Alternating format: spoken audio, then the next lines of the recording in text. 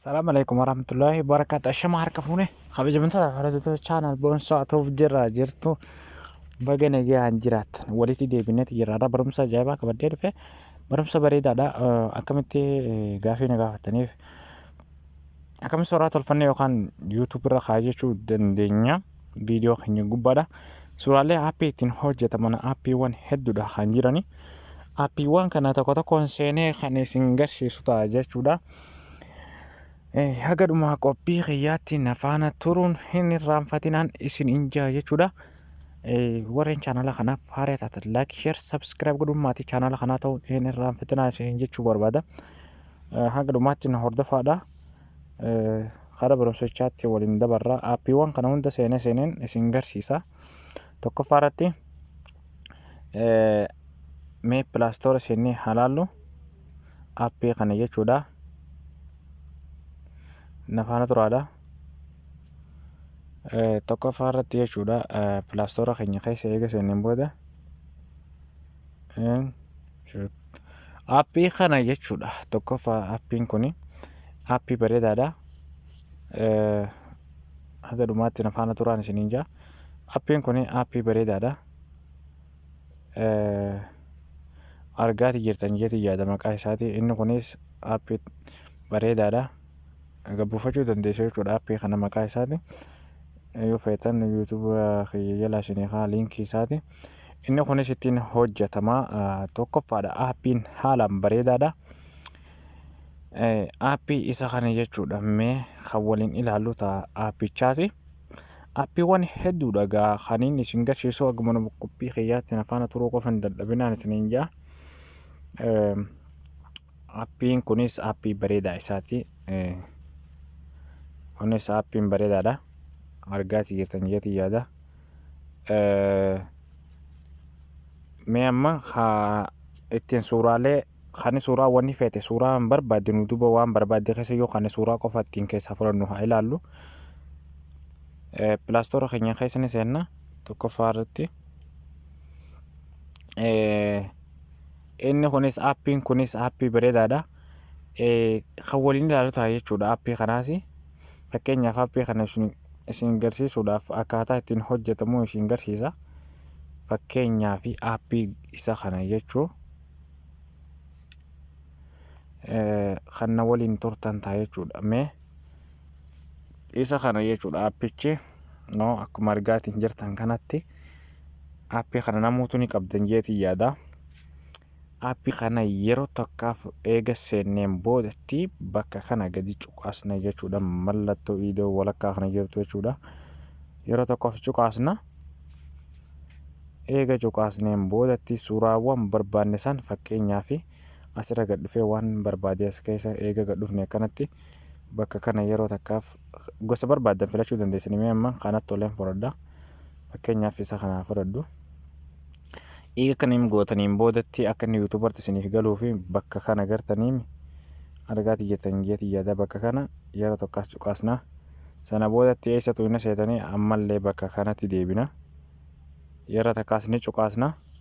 Sana booda irratti wanni nuti itti godhuu qabnu bakka 9 jettu tanarra dha'uu qabna akka inni YouTube keenyarra sirriin nu galuu fi fakkeenyaaf eega gooneen boodatti asirra siisne bakka footoo jettu kanarratti cuqaasna jechuudha. As yeroo takka ni tuyna. Mee as gubbataa hojjedhu fakkeenyaaf suuraan kun naaf ta'ee jira haa jennu. Eega kana gooneen boodatti save godhanna. Eega save godhanneen boodatti suuraa barbaanne sana keessa seennee guuruu qabna. Fakkeenyaaf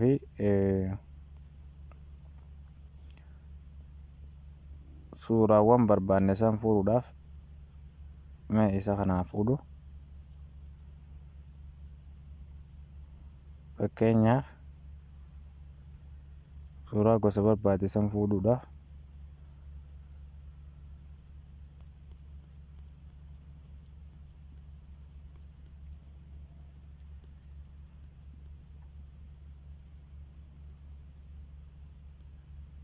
irra gad dhufne yeroo takkaaf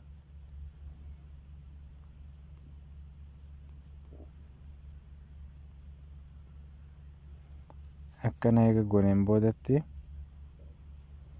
mee suurummaan barbaade takka haa fuudhu.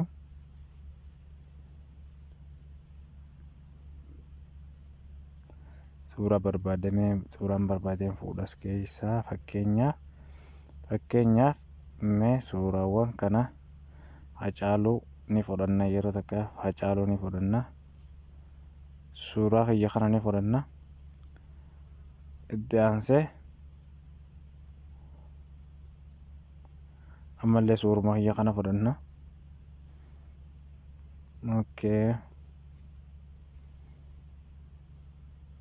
Suuraa kanallee haa fudhannu. Aad goone sana boodatti suuraawwan kun hedduudha. Suuraawwan kana keessaa isii kana fuudhadhu. Kana godheen irraa mura, irraa hin mura. Sana boodaatiin godha. Bakka kanarratti jechuudha asooftanii irraa asooftanii mallattoo maqasaa kana yeroo takkaaf cuftu. Sana booda irratti bakka kana cuqaastu jechuudha.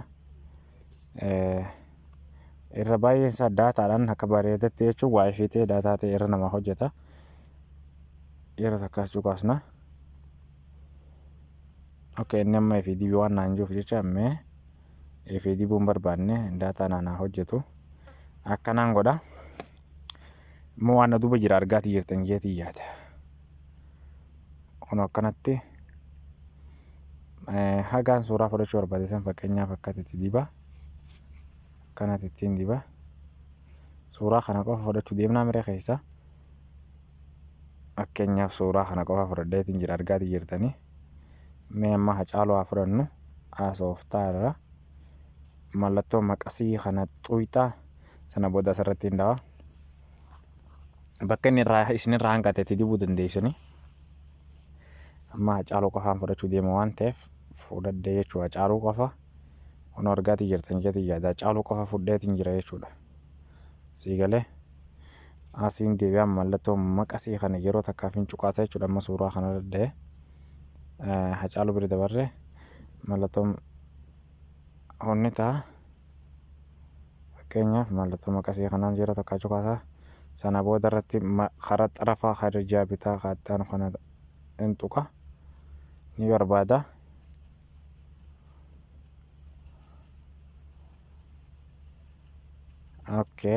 Amma suuraa kiyyaa ganumaa fudhachuu barbaade kunoo suuraa kiyya argaa jirtanii isin akkana gootanii sirreeffachuu dandeessanii. Kunoo suuraan kiyya achirra jira. Fakkeenyaaf suuraa kiyya kana haa fudhannu ammaas. Mallattoo maqasii kanatu hina itti aanee xarafa kanarra tuquu qabna. Suuraa kiyya qofaan fudhadha amma. Waan fedhe na duwwaa jiraatu wanumaan barbaade gostummaan barbaade na duwwaa jiraatu fakkeenyaaf. Tana booda tuqa seef godhe jechuudha. Kunoo suuraa kiyya argaatii jirtu jeetii yaada. Akkana. Akkana feetu akkana goota. Kunoo naaf Hacaaluun asittis Hacaaluunis kana reefuu inni istiidiyoo keessa jiru ni gartanii. Kunoo akkana jechuudha. Sana booda irratti seef bakka jettu kana yeroo takkaaf xuqxu jechuudha. Seef bakka jettu kana jechuudha. Bakka seef jettu kana xuqxu jechuudha. Seef godhanne. Seef godhanne jechuudha amma. Barreeffama itti barreeffachuu barbaanne fakkeenyaaf isin sirreeffachuu dandeessan akka jabaatti barreeffama gosa barbaadetti waansaa ta'u akkana.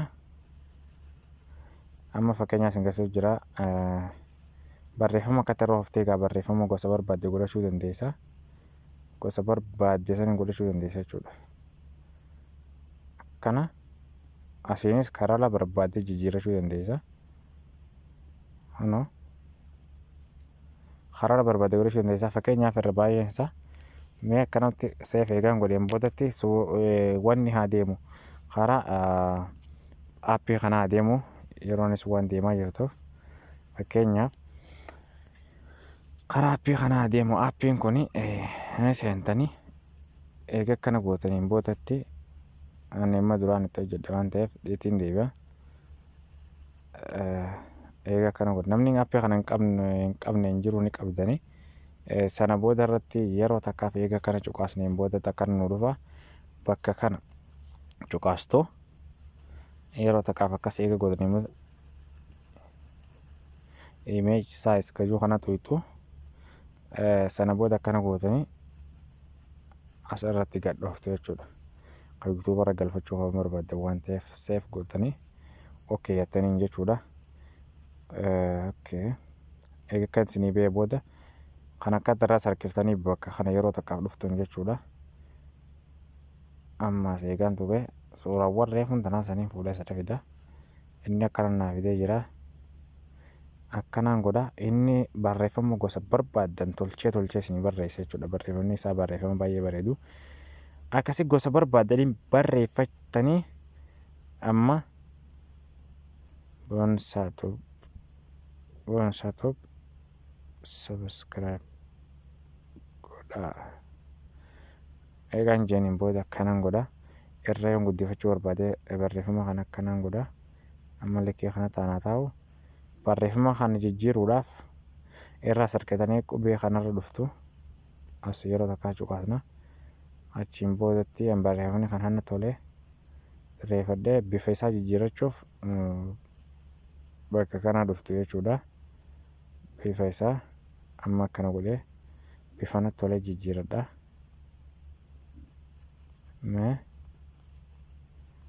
Akkanaa goonu sana booda irratti gamanaas dhuftanii bakka kana cuqaastu akkana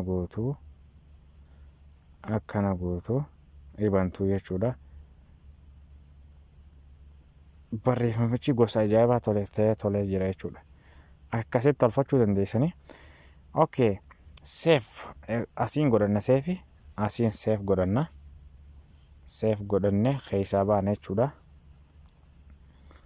Akkamitti suuraa irra kaachuu dandeenya warri jettan YouTube Studio keessan ni seentu. YouTube Studio eega seentanii boodatti shabakaa kiyya xiqqoo laafaa natti fakkaata.